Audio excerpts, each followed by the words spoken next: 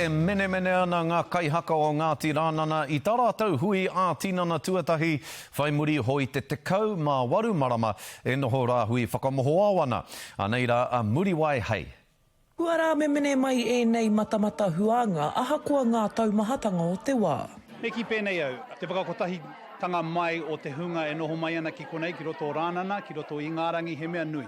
He mea nui I te mea kua noho wehe mō ngā marama tekau mā waru. He tira e ngaua ana I te mate aone ki te wā kāinga. Heoi, mā te au ki ngā tikanga o te ao Māori e whitawhita ai o rātou ngākau. Ka ora tonu tēnei rōpū I runga I te mōhio, ko te hunga o te kāinga nei, tēnei kāinga rua nei, he hunga ngākau ana ki Aotearoa. Kua tino moke au ki te kāinga, nā runga I ngā āhuatanga o te rewharewha COVID hoki, kua tino pā mai te taumahatanga ki runga I au I nei tau e rua. He oranga kāinga rua te noho tahi ki tēnei whānau. He raua te whakapuake I oku kare aroto I tēnei wā. Nā runga I te mea ko tēnei te wā suatahi, kua tino urau ki tētahi kaupapa Māori I au I Europe, I au I Ingarangi. For us, it's about being together as a whānau, and I think importantly being able to invite and welcome our manuhiri. Kua tūwhera anō ngā tatau me ngā ringa ki te hunga pīkoko. Ahakoa Māori mai,